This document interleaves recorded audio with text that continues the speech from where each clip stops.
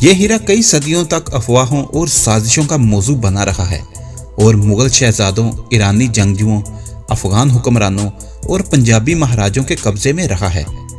105 कैरात वजनी ये कीमती पत्थर 19वीं सदी के वस्त में बरतानवियों के हाथ आया और अब शाही जेवर के तौर पर टावर ऑफ लंदन में नुमाइश के लिए रखा हुआ है। राज टीवी की वीडियो में खुशामदीद। अगर आपने हमारे चैनल को अभी तक सब्सक्राइब नहीं किया तो कर लीजिए। इस हीरे की मालकियत बहुत सारे हिंदुस्तानियों के लिए जज्बाती मामला है।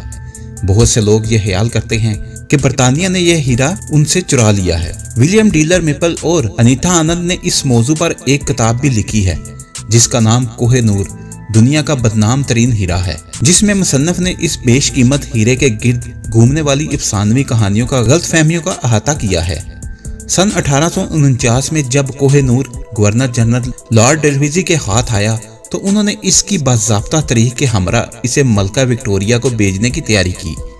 उन्होंने इस हीरे की तहकीक का काम दिल्ली में एक जूनियर असिस्टेंट मजिस्ट्रेट थ्यू मेटकाफ को सौंपा, जो जुए और पार्टियों में भी दिलचस्पी रखते थे। लेकिन मेटकाफ ने अफवाहों और गपशप से कुछ ज्यादा ही इस्तेफादा कर लिया।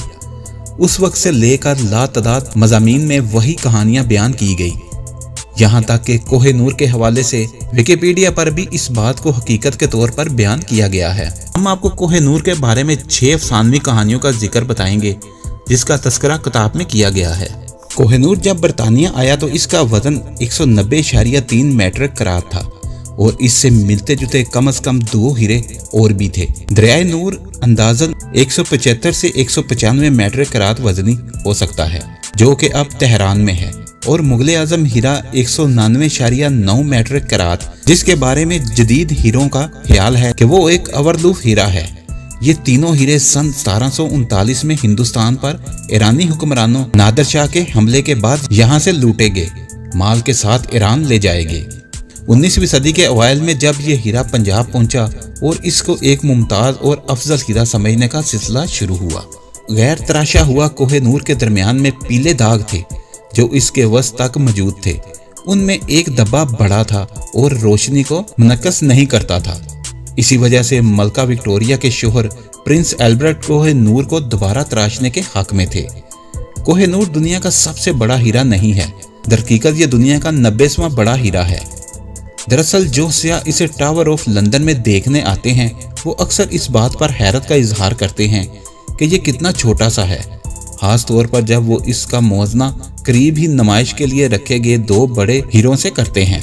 ये जानना नामुमकिन है कि कोह-ए-नूर की दरियाफ्त कब और कहाँ हुई। इस वजह से ये एक पुरस्कार पत्थर है। कुछ ये भी ख्याल करते हैं कि कोह-ए-नूर दरअसल शैमंतिक पत्थर है, जिसका जिक्र हिंदुओं के भगवान कृष्णा से मुतल्लक मजहबी किताब भगवत पुराण में मिलता है। थ्यू मेटकाफ की रिपोर्ट के मुताबिक यही रवायत है कि यह हीरा कृष्णा की जिंदगी के दौर में ही निकाला गया था, लेकिन हम यकीन से कह सकते हैं कि यह हीरा कान से नहीं निकाला गया, बल्कि शायद जनूबी इंडिया में खुश्क दरियाई सतह से निकाला गया था। इंडियन हीरे कानों से नहीं निकलते बल्कि दरियाई जमीन से मिलते हैं। हिंदू और सिख हीरों को दूसरे जवाहरात से मुतल्लक कीमती समझते थे, जबकि मुगल और ईरानी बड़े गैर तराशीदा और चमकते पत्थरों को तरजीह देते थे। बिलाशुबा कोह-ए-नूर का शुमार मुगलों के इस खजाने में होता था जिसमें बेहतरीन और गैर मामूली जवाहरात मौजूद थे, लेकिन उस खजाने में बेशतर कीमती पत्थर हीरे नहीं थे। मुगल बदखशान के सुर्ख स्पिनल और बर्मा के सुर्ख याकूतों में ज्यादा दिलचस्पी रखते थे। यहाँ तक कि मुगल बादशाह हुमायूं ने बाबर के एक हीरे को ईरानी बादशाह शाह तहमासप को जलावतनी के दौरान तोहफे में दे दिया था। यह ख्याल भी है कि यही कोह-ए-नूर था। बाबर का ये हीरा दोबारा दक्कन पहुंचा, लेकिन ये वाजिया नहीं कि ये दोबारा कब और कैसे मुगलों के पास पहुंचा। मरूफ किस्सा ये है कि नादिर शाह ने मुगल बादशाह को इसके हीरे से महरूम करने पर उकसाया जो उसने अपनी पगड़ी में छुपा रखा था, लेकिन मोहम्मद शाह के पास ये वाहिद कीमती पत्थर नहीं था जिसे अपनी पगड़ी में छुपा कर रखते थे और जिसे नादिर शाह चालाकी से पगड़ी तब्दील करके हासिल कर लेता। ईरानी मोर्ख मारवी के मुशाहदे के मुताबिक बादशाह कीमती पत्थर अपनी पगड़ी में नहीं छुपा सकता था, क्योंकि उस वक्त वो इंतहाई दिलकश और कीमती शाही तख्त का हिस्सा था, जिसे शाहजहां का मोर तख्त भी कहा जाता था।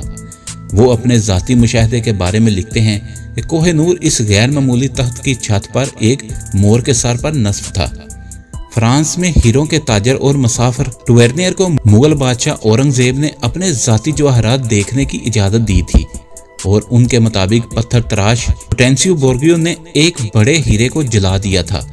नतीजतन उसका साइज कम हो गया, लेकिन उन्होंने इस हीरे की शनाख्त मुगल आजम हीरे के तौर पर की थी, जो हीरों के ताजर मीर जुमला ने मुगल बादशाह शाहजहां को तोहफे में दिया था। दौरे जदीद के माहिरीन को यकीन है कि मुगल आजम हीरा दरअसल वो है जो इस वक्त क्रेमलिन में रूसी मलका कैथरीन की असायशाही पर नस्ब है।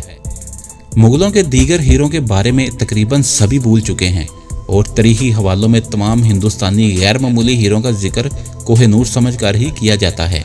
अगर आपको हमारी वीडियो अच्छी लगी है तो इसको लाइक और शेयर करें और हमारे चैनल को सब्सक्राइब करना ना भूलिए। शुक्रिया।